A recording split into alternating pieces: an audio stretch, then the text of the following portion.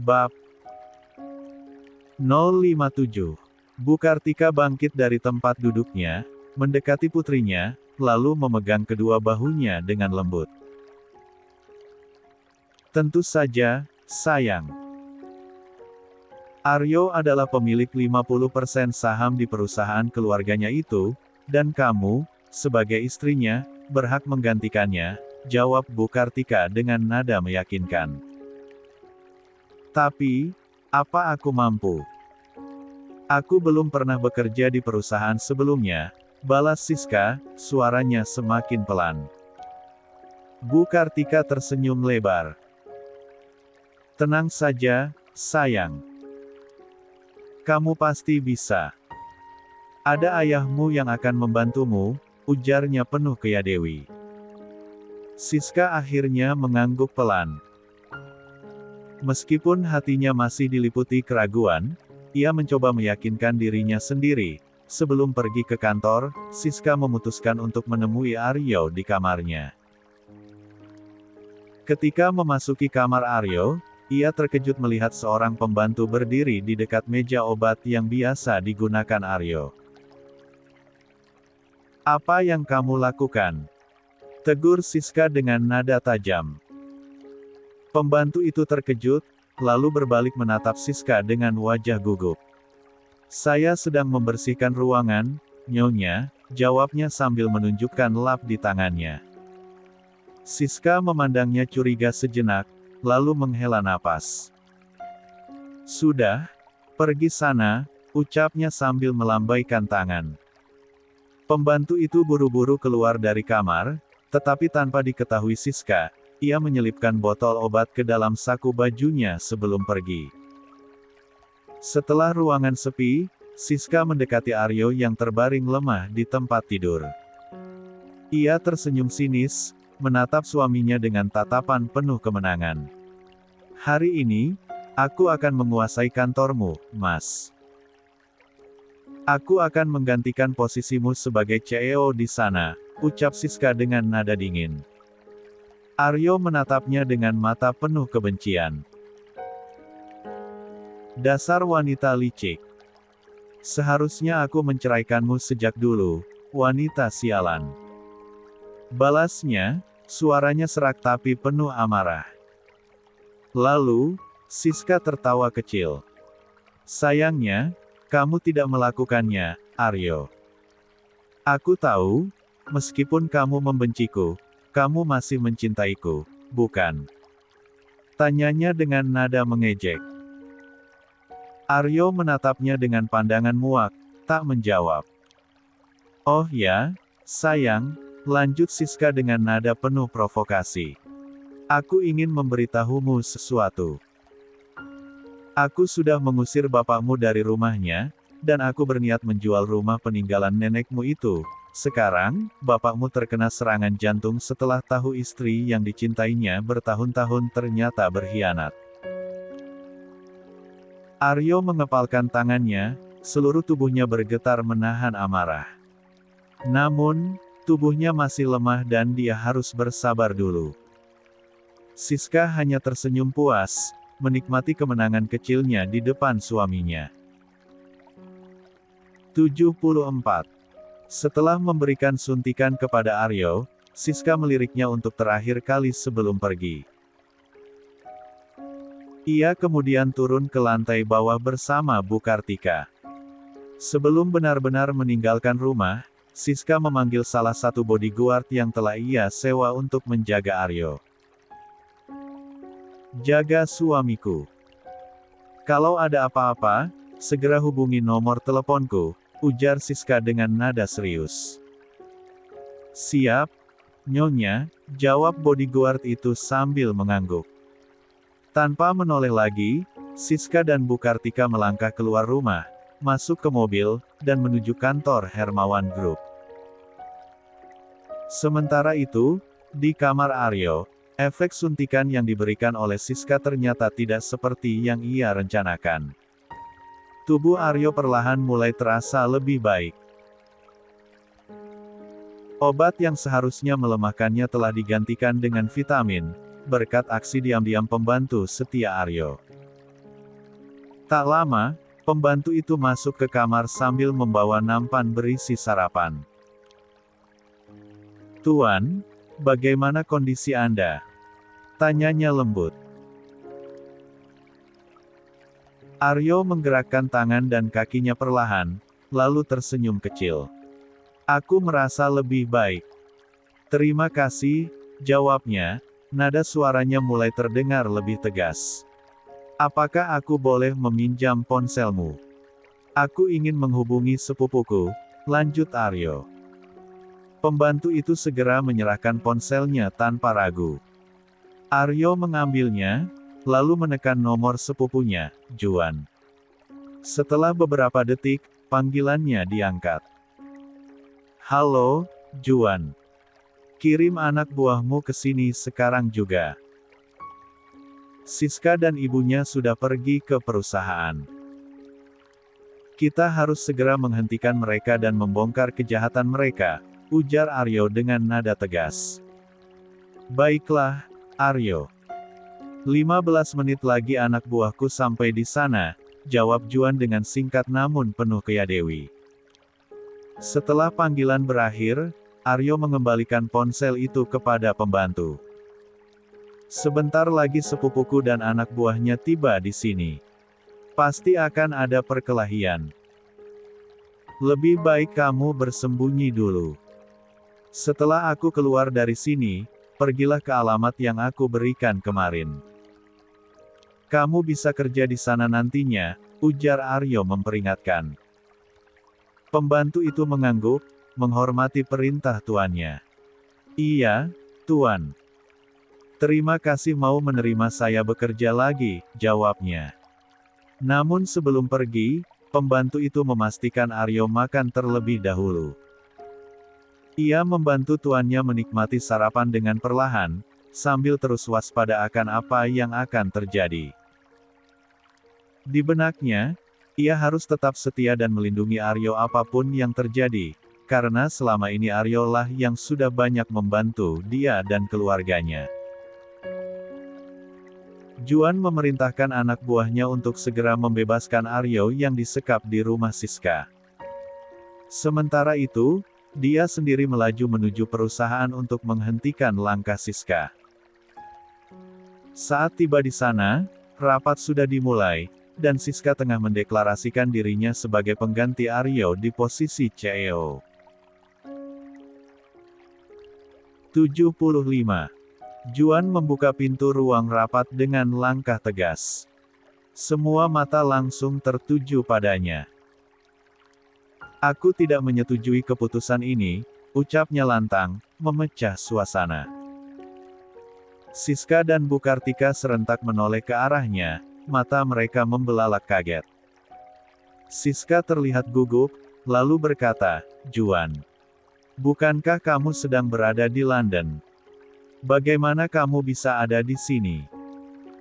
Juan hanya tersenyum tipis. Dia berjalan perlahan menuju salah satu kursi kosong, lalu duduk dengan tenang. Tatapannya tajam mengarah pada Siska.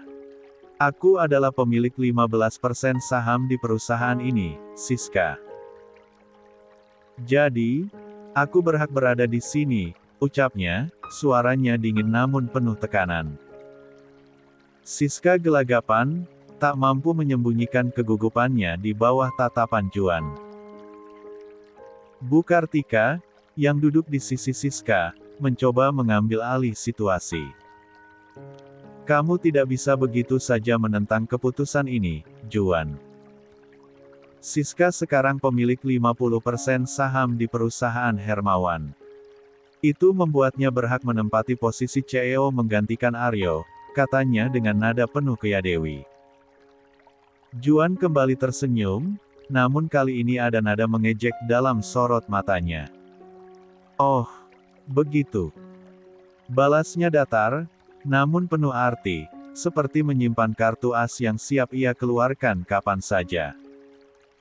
Juan melirik ponselnya ketika sebuah pesan masuk dari salah satu anak buahnya. Pesan itu singkat namun penuh arti, "Misi berhasil." Juan tersenyum, merasa yakin bahwa permainan sudah mendekati akhirnya. Ia harus mengulur waktu, setidaknya sampai Aryo dan polisi tiba di kantor. Ia lalu menatap Siska dengan pandangan menyelidik, berusaha memancing emosi wanita itu. Aku tidak percaya Aryo memberikan posisinya padamu begitu saja. Apa kamu menjebaknya untuk menandatangani surat kuasa itu? Tanyanya dengan nada penuh sindiran. Siska yang sejak awal gelisah, tampak geram mendengar ucapan itu. Jaga ucapanmu, Juan. Aku istrinya, dan dia sedang sakit.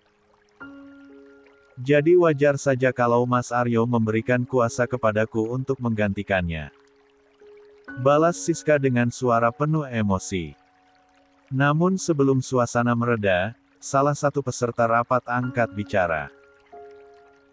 Kalau begitu, kenapa Anda tidak membawa Tuan Aryo ke sini?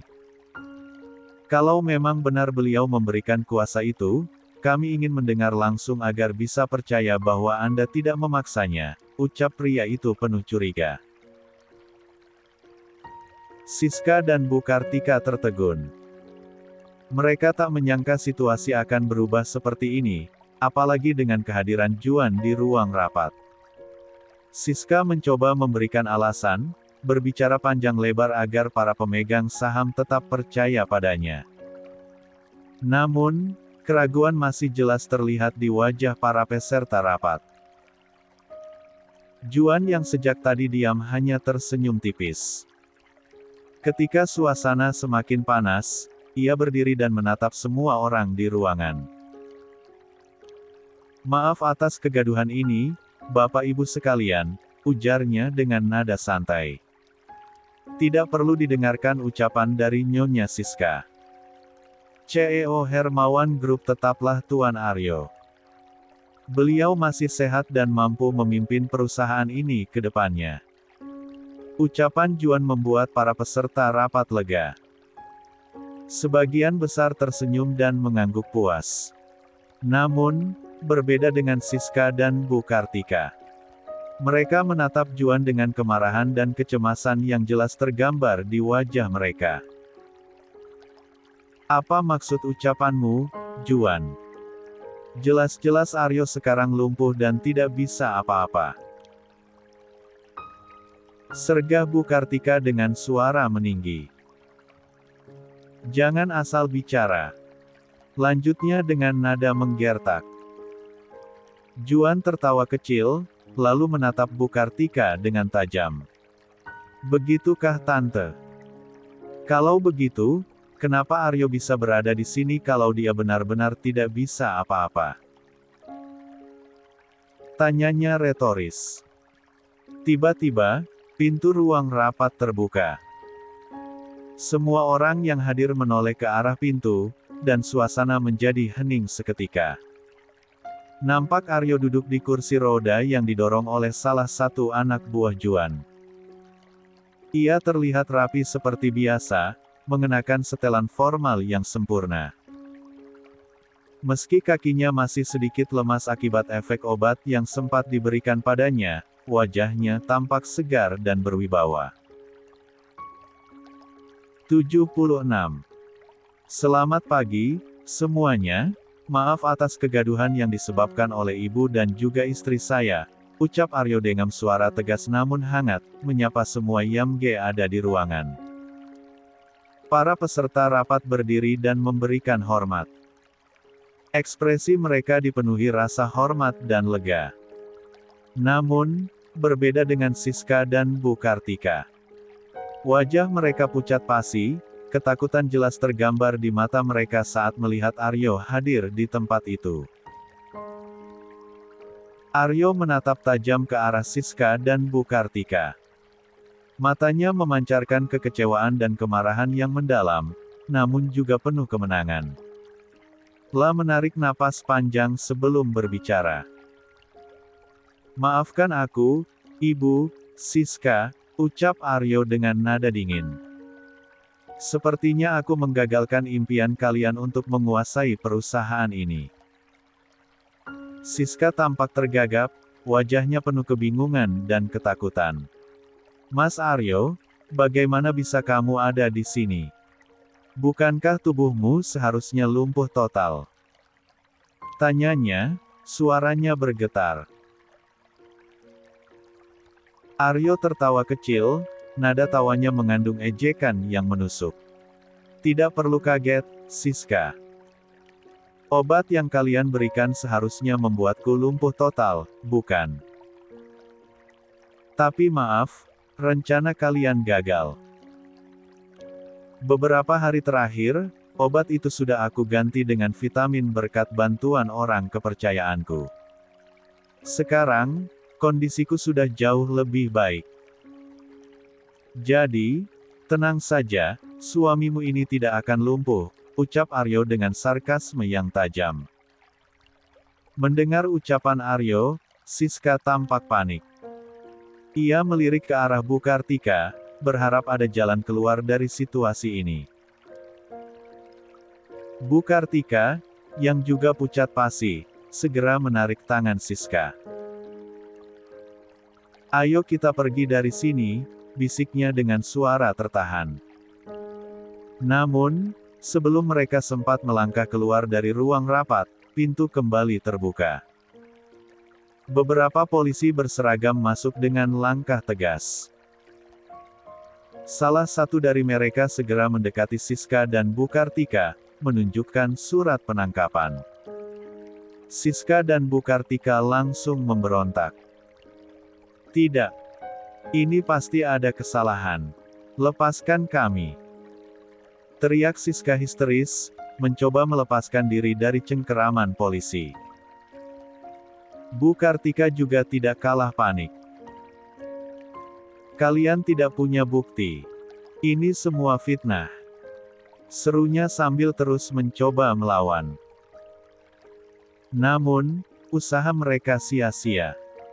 Polisi dengan cepat mengamankan keduanya, memborgol tangan mereka dan membawa mereka keluar dari ruang rapat. Para peserta rapat hanya bisa memandang dengan campuran keterkejutan dan kelegaan, sementara Aryo tetap duduk di kursi rodanya, menatap kepergian Siska dan Bu Kartika tanpa ekspresi. Setelah suasana mulai tenang, Aryo berbicara kepada para peserta rapat. Maafkan kekacauan yang terjadi hari ini. Saya berjanji akan memastikan perusahaan ini tetap berjalan dengan baik ke depannya, ujarnya tegas. Semua peserta rapat mengangguk, memberikan dukungan penuh kepada Aryo, yang kembali membuktikan dirinya sebagai pemimpin sejati Hermawan Group.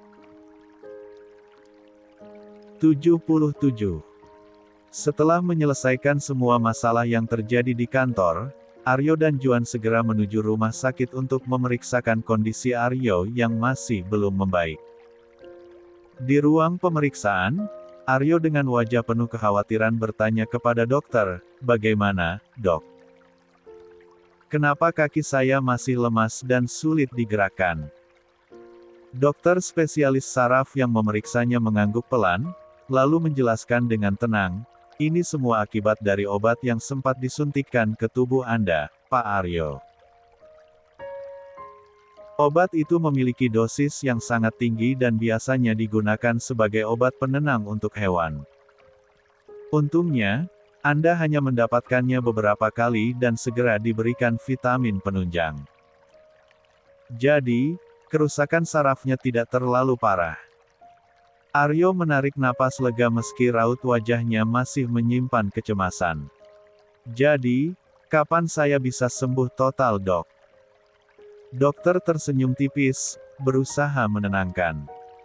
"Yang perlu Anda lakukan hanyalah istirahat total selama beberapa hari. Selain itu, rutin minum obat dan vitamin yang sudah kami resepkan. Dengan begitu, kondisi Anda akan pulih seperti sedia kala dalam beberapa hari." Aryo mengangguk mantap, meskipun pikirannya sudah melayang jauh. Begitu keluar dari rumah sakit, Ia segera menoleh ke Juan yang setia menemaninya. "Juan, tolong antar aku ke villa. Aku merindukan Dewi, dan aku juga ingin melihat kondisi Bapak." Juan hanya mengangguk patuh. "Baiklah Aryo. Kita berangkat sekarang." Tanpa banyak bicara lagi, mereka pun meluncur menuju villa, tempat Dewi tinggal. Hanya di tempat itulah, Aryo dapat menemukan ketenangan di tengah semua kekacauan yang baru saja terjadi.